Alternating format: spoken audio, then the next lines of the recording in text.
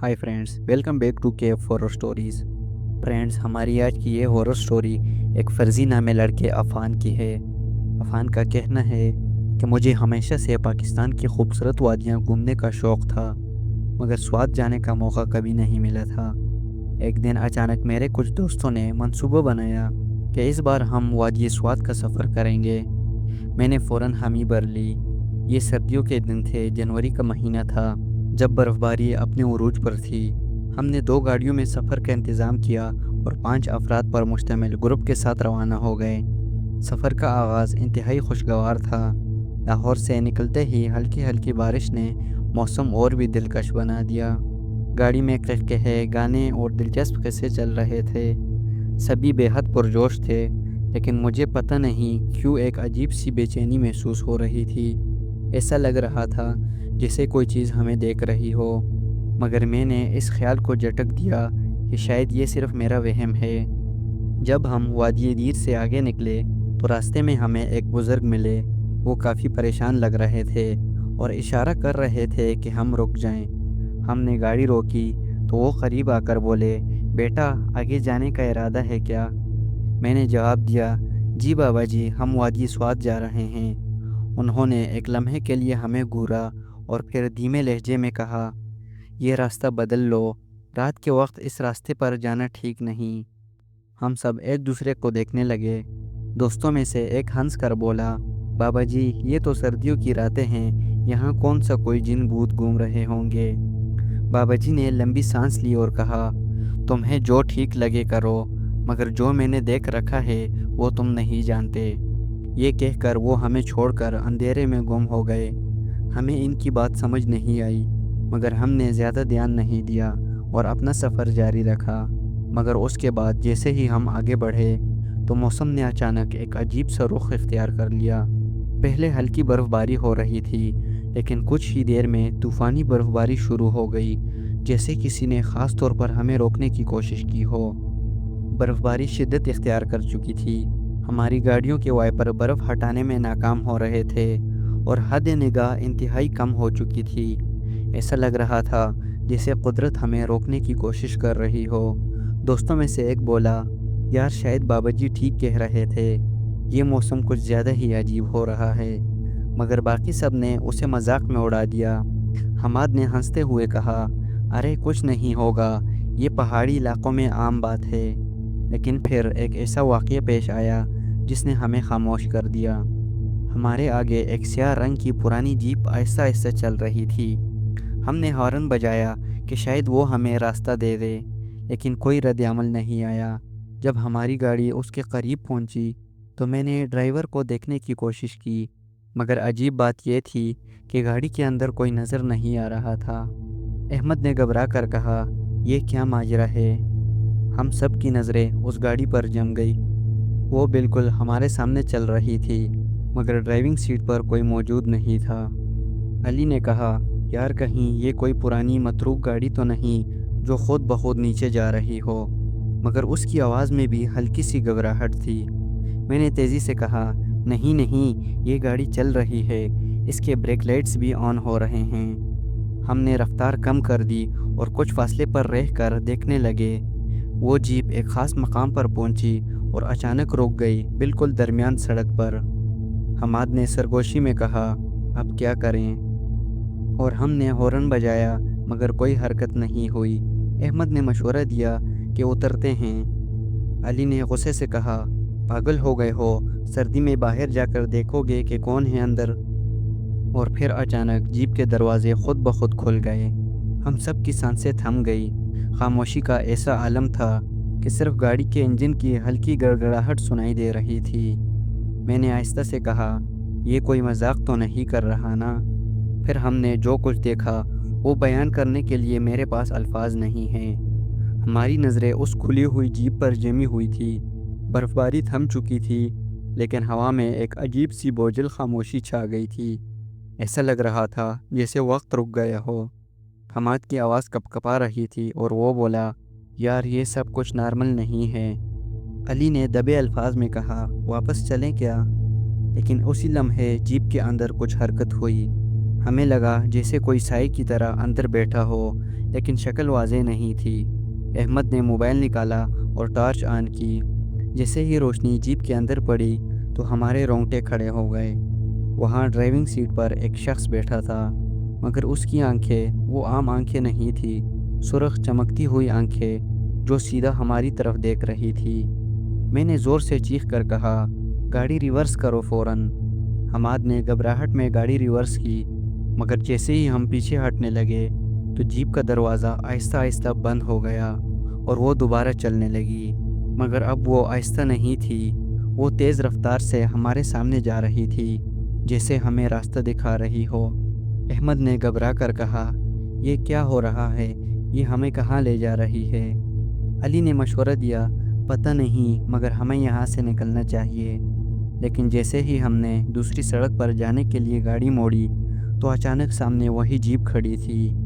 حماد کا ہاتھ اسٹیئرنگ پر جم گیا اور وہ بولا، یہ کیسے ممکن ہے؟ جیپ کے دروازے ایک بار پھر کھلے اور اس بار اندر کچھ زیادہ واضح نظر آیا۔ ڈرائیونگ سیٹ پر وہی سرخ آنکھوں والا شخص بیٹھا تھا، مگر اب اس کا چہرہ بھی نظر آ رہا تھا، جریوں برا نیلا پڑا ہوا چہرہ، جیسے کئی دنوں سے مرا ہوا ہو۔ اور پھر وہ شخص ہلنا شروع ہوا، آہستہ آہستہ، جیسے کوئی مردہ جسم دوبارہ حرکت میں آ رہا ہو۔ اس کے ہونٹ ہلنے لگے، مگر کوئی آواز نہیں آئی، وہ بس ہمیں دیکھ رہا تھا اور مسکرا رہا تھا۔ یہ دیکھ کر احمد نے زور سے چیخ ماری۔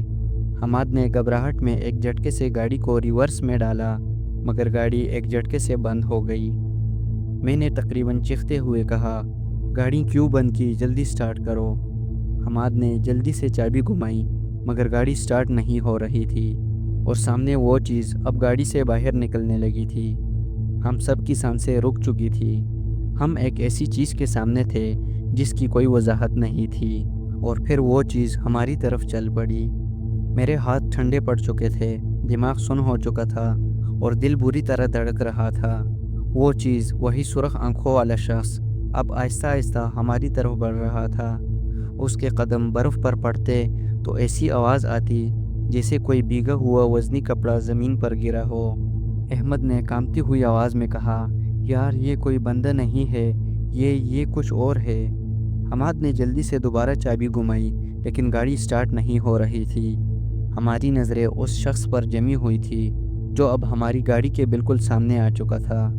اس کے ہونٹ ہل رہے تھے، مگر آواز نہیں نکل رہی تھی۔ پھر اچانک گاڑی کے دروازے خود بخود لاک ہو گئے۔ علی چیخ پڑا اور بولا، یہ کیسے ممکن ہے؟ ہم نے دروازہ کھولنے کی کوشش کی، مگر وہ جیسے کسی نے بند کر دیے ہو۔ وہ شخص اب اتنا قریب آ چکا تھا کہ اس کی سانسوں کی باری بوسیدہ بو ہمیں صاف محسوس ہو رہی تھی۔ پھر وہ جھکا اور گاڑی کے بونٹ پر ہاتھ رکھ دیا۔ اس کے ہاتھ نیلے اور سیاہ پڑے ہوئے تھے، جیسے کسی لاش کے ہو، اور پھر گاڑی خود بخود سٹارٹ ہو گئی۔ میں نے زور سے کہا، حماد گاڑی چل پڑی ہے، مگر حماد جیسے ساکت ہو چکا تھا۔ اس کی آنکھیں اس شخص کی آنکھوں سے جا ٹکرائی تھی اور وہ پتھر کی طرح بے حس ہو چکا تھا۔ میں نے اسے جھنجھوڑا، حماد، لیکن تبھی وہ شخص کچھ بڑبڑانے لگا۔ اس کا چہرہ گاڑی کے شیشے کے بالکل قریب آ چکا تھا، اور ہم پہلی بار اس کے ہونٹوں سے نکلنے والے الفاظ سن سکتے تھے۔ وہ بولا، رک جاؤ۔ اس کی آواز سن کر میرے پورے جسم میں جرجری دوڑ گئی۔ وہ آواز انسانی نہیں تھی، وہ کہیں گہرائیوں سے آ رہی تھی، جیسے کوئی مرے ہوئے شخص کی روح سرگوشی کر رہی ہو۔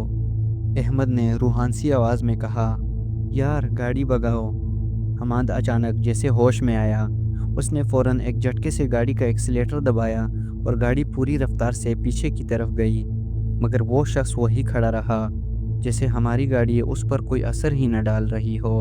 اور پھر اس کے چہرے پر ایک بھیانک مسکراہٹ آئی، اور وہ سیدھا ہماری گاڑی کے اندر جھانکنے لگا اور بولا، تم لوگوں نے غلط راستہ چنا ہے۔ اور اگلے ہی لمحے گاڑی کے سارے شیشے ایک زوردار آواز کے ساتھ ٹوٹ گئے۔ گاڑی کے شیشے ایک زوردار دھماکے کے ساتھ ٹوٹ گئے، اور ہمیں ایسا لگا جیسے وقت تھم گیا ہو۔ ٹھنڈی ہوا کا ایک تیز جھونکا گاڑی کے اندر گھس آیا۔ ہمارے چہرے اور ہاتھ کٹے ہوئے شیشوں سے زخمی ہو چکے تھے، مگر درد کا احساس اس ٹائم نہیں ہو رہا تھا۔ उस लम्हे हमें सिर्फ एक ही चीज़ पर मरकूज़ थे, वो चीज़। मगर हैरत की बात यह थी कि वो शख्स अब वहाँ नहीं था। अहमद की आवाज़ लरज़ रही थी और वो बोला, वो कहाँ गया? अली ने तकरीबन चीखते हुए कहा, मुझसे मत पूछो, बस यहाँ से निकलो। हमाद ने तेज़ी से गाड़ी आगे बढ़ाई। हमने पीछे मुड़कर देखने की हिम्मत नहीं की। गाड़ी बर्फीले रास्ते पर फिसल रही थी, मगर उस वक्त हमें बस भागना था। अहमद ने लरजती हुई आवाज़ में पूछा, यार ये सब क्या था? क्या वो कोई आदमी था या कुछ और? मैंने जवाब दिया, ये सब गैर हकीकी लग रहा है, मगर हम सब ने उसे देखा है। हम सड़क पर तेज़ी से आगे बढ़ रहे थे। बर्फ़बारी एक बार फिर शुरू हो चुकी थी। हमारा वाहिद मकसद था कि किसी महफूज मकाम पर पहुँचे, लेकिन जैसे ही हम एक मोड़ पर पहुँचे तो सामने का मंज़र देखकर हमारी रूह कांप गई। वही स्याह जीप बिल्कुल हमारे सामने खड़ी थी। हमाद ने चीखते हुए कहा, यह कैसे मुमकिन है? हमने इसे पीछे छोड़ दिया था। अब हम पूरी तरह खौफ में मुब्तला हो चुके थे। हमने गाड़ी को पीछे घुमाना चाहा, मगर जैसे ही गाड़ी का रुख बदला तो हमारे पीछे भी वही जीप मौजूद थी। अहमद ने सर थाम लिया। हम फंस गए हैं, हम कहीं जा नहीं सकते। और फिर जीप के दरवाजे खुद ब खुद खुले और वो शख्स एक बार फिर आया। उसका चेहरा पहले से भी ज़्यादा भयानक लग रहा था। उसकी आंखों से सुर्ख रोशनी निकल रही थी और उसके होंठ हिल रहे थे जैसे वो कुछ पढ़ रहा हो। अली ने चीखते हुए कहा, ये कुछ करने वाला है, जल्दी करो। हमाद ने एक आखिरी कोशिश के तौर पर गाड़ी की रफ्तार बढ़ाई और जीप के पास से निकलने की कोशिश की, मगर जैसे ही हम उसके करीब पहुंचे तो एक ज़ोरदार धमाका हुआ और गाड़ी झटके से एक तरफ घूम गई। ऐसा लगा जैसे किसी ने ज़बरदस्ती हमें रोक दिया हो। अचानक हवा में किसी के चिल्लाने की आवाज़ गूंजने लगी, जैसे कई लोगों की रूहें एक साथ चीख रही हो। अहमद ने अपने कान बंद कर लिए और बोला, ये आवाज़ें कहाँ से आ रही हैं? मैंने आहिस्ता से कहा, हम किसी मुसीबत में फंस चुके हैं। और तभी वो शख्स हमारी गाड़ी के बिल्कुल पास आकर खड़ा हो गया। उसकी आंखें सीधा हम पर जमी हुई थी और उसके चेहरे पर वही खौफनाक मुस्कुराहट थी। और वो बोला, अब तुम वापस नहीं जा सकते। गाड़ी खुद ब खुद बंद हो चुकी थी। हमारा फरार होने का हर रास्ता बंद हो चुका था। हमारी सांसें थम चुकी थी और मैं दिल में सोच रहा था कि क्या आज हमारी आखिरी रात है। गाड़ी बंद हो चुकी थी। हमारे पीछे बर्फ़ से ढकी सड़क, सामने वही पुरस्कार जीप और उसके पास खड़ा वो शख्स जो अब आहिस्ता आहिस्ता हमारी तरफ बढ़ रहा था। अहमद की आवाज़ लरज़ रही थी और वो बोला, ये क्या चाहता है हमसे? अली ने कहा, हम यहाँ से निकल नहीं सकते, हम किसी फंदे में फंस चुके हैं। मेरे दिल की धड़कन तेज़ हो चुकी थी।